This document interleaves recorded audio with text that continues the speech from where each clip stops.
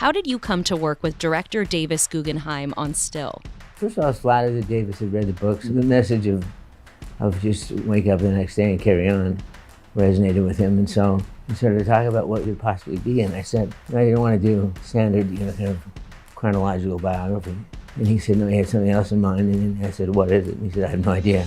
I just related to the way he looked at life. He said, when he does a biography, he either really likes the person or doesn't like the person. He said he didn't know with me yet. And I said, oh, great, cool. Let's figure it out. Hopefully, whatever it is, whether you like me or hate me, it'll be with the degree of passion that produces art. What did it mean to be still? I wouldn't know. I was never still. In order to support the narrative, they found the similar narratives in my film career and laid it out so that it could have been shot uniquely to support that idea, that point of view, or that point in the story. It was just really clever. And the fact that's really astounding is they did it so well. And the thing that's really astounding is Mike, the editor, and the archivist and stuff went through years and hours and decades of my crap. I can't believe they did that. And it really gave me an appreciation for the films I've done. Not necessarily my role or my contribution, but just the people that I worked with. It's astounding.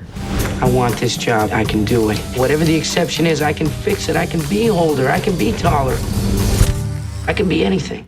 Did making Still with Davis unearth something about your life that surprised you? Yeah, I think I got a deeper appreciation. I always got this, and I was careful to mention it, and it helps my marriage when I bring it up, is that how much Tracy sacrificed for me. And early on, even before I had Parkinson's, she sacrificed a tremendous amount. She sacrificed her very kind of nascent career. He said, were you ever a jerk? And I said, early on, I said, I am a jerk. I continue to be a jerk. And he said, nobody did really get to you, how famous you were and how powerful you were. And I said, yeah, I'm afraid it did. And I'm afraid I don't know the moments you'll find that make that evident, but I did. I was a jerk. And he found this great footage of me talking to the writers.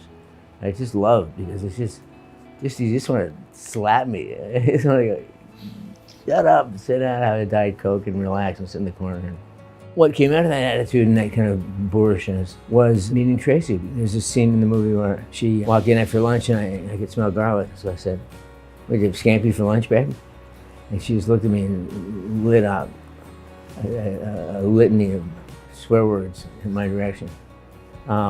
Just because she couldn't believe how rude I was. And I didn't get it. I thought, I deigned to make a joke at your expense. Be joyful, be happy.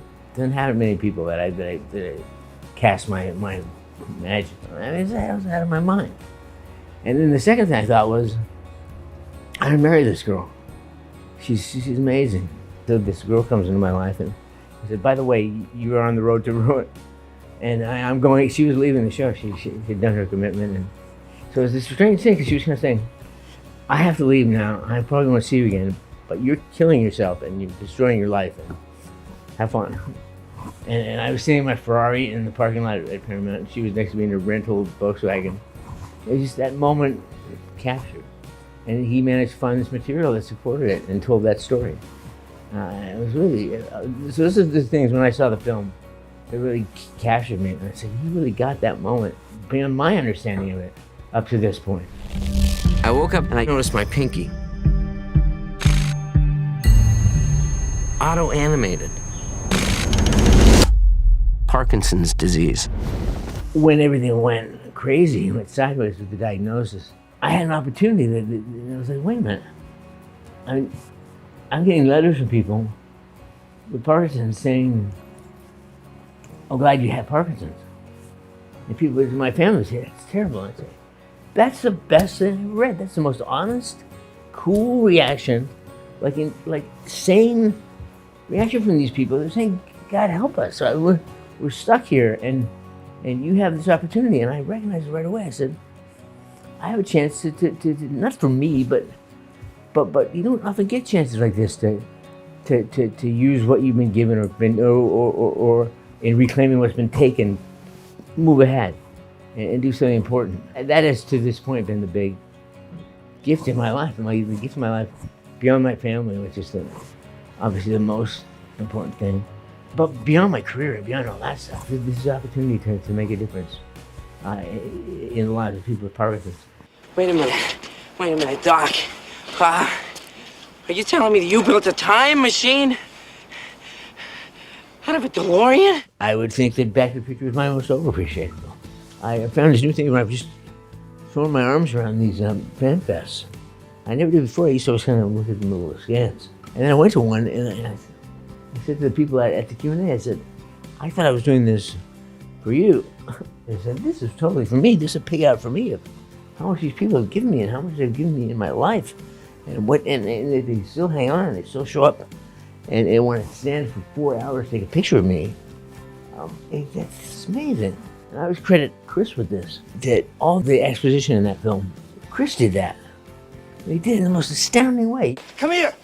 I'll show you how it works. First, you turn the time circuits on. This readout tells you where you're going. This one tells you where you are. This one tells you where you were. He just laid it all out. Before you knew it, in like 30 seconds, he had laid out the space-time continuum. And you just go like, how did he do that? Just really an incredible film. The sad sack story is Michael J. Fox gets this debilitating disease and it crushes him. Yeah, that's boring. How do you stay optimistic? I don't know. I really don't know. But I just do. And I wake up every day and I'm happy for the day. And I had a real tough time the last year and a half. I won't lie to you. I mean, I got into what might be called depression. I never had fully diagnosed it, but here's a possibility for an argument for depression. I broke this shoulder, I had it replaced. I broke this elbow, I broke this hand. I had an infection that almost cost me this finger. I broke my face.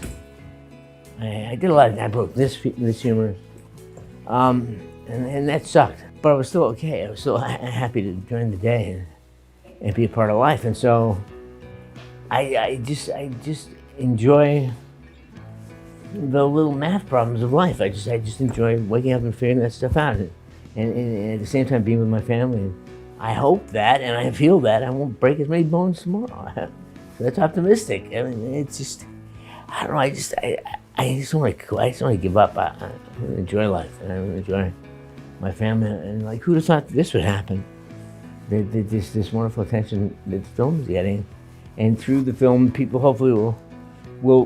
I mean, I've got a lot of messages from people saying that they have a new positivity or they have a new way of looking at things, and I don't take credit for that. But I love that they may have been a part of whatever led them to that.